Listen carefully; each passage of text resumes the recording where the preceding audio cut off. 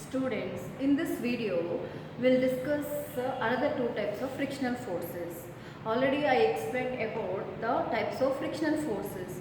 How many types of frictional forces are there? There are four types of frictional forces. What are that? One is static friction, the second one is sliding friction, third one is rolling friction, and the fourth one is fluid friction. So regarding that first and second, I explained in earlier videos.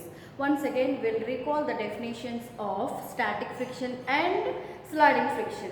What is a static friction? Static friction is a friction which comes to play when the two contacting objects are at rest relative to each other. Then such type of frictional force is known as static friction. Here I wrote the definition. Now coming to the sliding friction. What is sliding friction? Sliding friction is the friction which comes into play when one object moves over the surface of another object is known as sliding friction. You see the definition I wrote here on the board. So when you compare to the static and sliding friction, static friction has more friction than sliding, and this static friction has a self-adjusting capacity. So that's why we'll call it as static friction is a self-adjusting frictional force. Now we'll discuss the remaining two, they are rolling friction and fluid frictions. Coming to the rolling friction, before going to explain that definition, we'll discuss with a few examples. For example, if you take two suitcases, which one is having wheels, other one without wheels. Take the two suitcase and pull it too. When you are pulling, which suitcase is easy to pull? Obviously, the suitcase which are having wheels is easy to pull it. Why it is easy? Because the wheels of the suitcase means that wheels offers a less frictional force on the suitcase. So that's why it is easy to pull. Coming to our first case means the suitcase which is not having wheel means the frictional force exerted on the suitcase is more. So that's why it is difficult to pull that suitcase. So this is one of the example for rolling friction. Here what is the definition of rolling friction?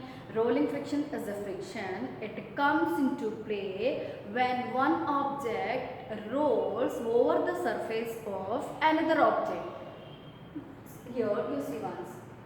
When one body rolls over the surface of another body, the friction offered is called rolling friction. And one more example is there. Suppose if you place a book on the table, try to push that book. When you push that book, it slides. Observe that. Next, in another case, on the table, in between the surface of the table and the book, you take 4 or 5 pens without caps, place it. On that pens, you place a book and push that book. In this case, how does the book moves? You observe. Obviously, than the first, the book which is on the pens, it rolls and it covers more distance. So these are the examples of rolling friction. Rolling friction has less frictional force than compared to static and sliding frictional force. And this rolling friction is used in ball bearings. First, what are ball bearings? Ball bearings are nothing but what is the principle involved? Just I am telling that. First you take two leads and you place leads one on the other like this. Place it and rotate these leads and you observe how the leads are moving. Next, in another case, take these two leads. In between these two leads, take 5 or 6 marbles and place it in between the surface of the leads and try to rotate the leads.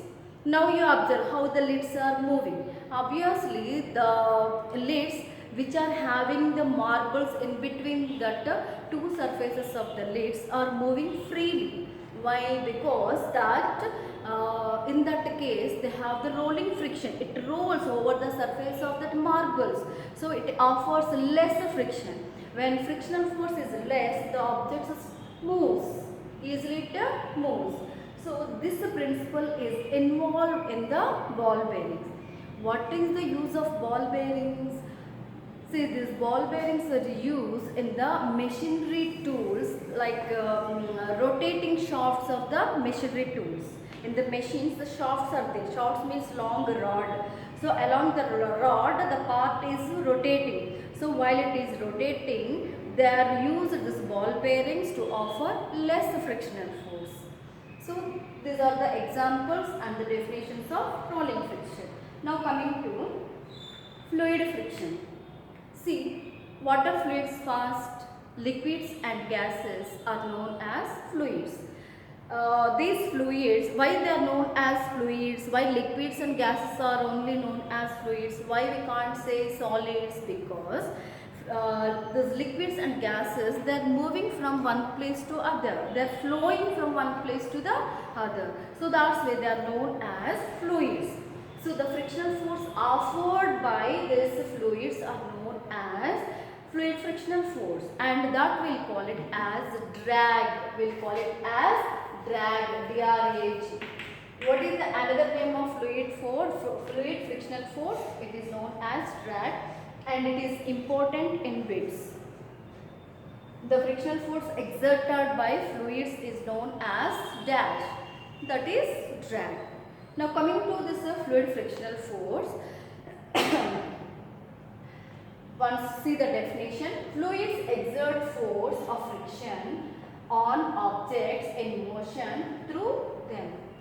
For this, we'll take one example. Suppose if you take a glass of water, you take it and take a spoon and start stirring that water. Now stir it and you stop stirring. Observe, the water starts whirling on its axis. After some time, this whirling of water comes to stable position. Here, initially water starts whirling. This is because of you disturb the water by stirring with the spoon. That's why water whirling. Now after that you stopped that stirring water with the spoon. Even though the water continues and it is whirling around its own axis. And after that it comes to gradually, the whirling speed is gradually decreases and comes to the stable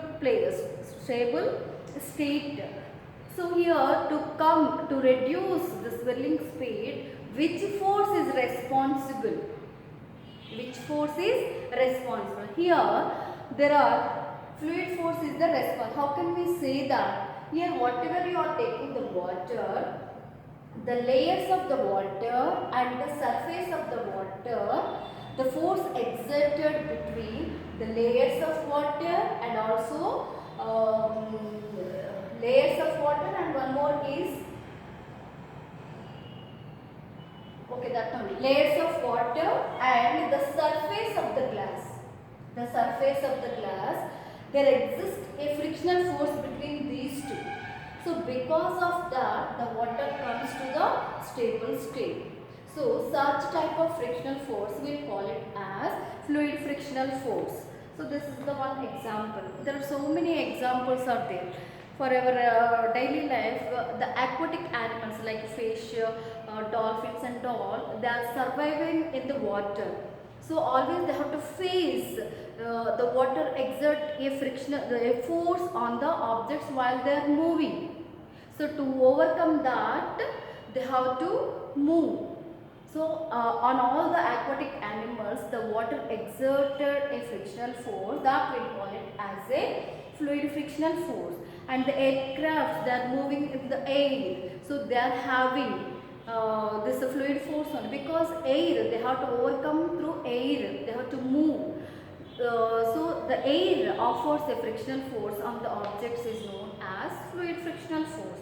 So these are all the examples of fluid frictional force. Understand?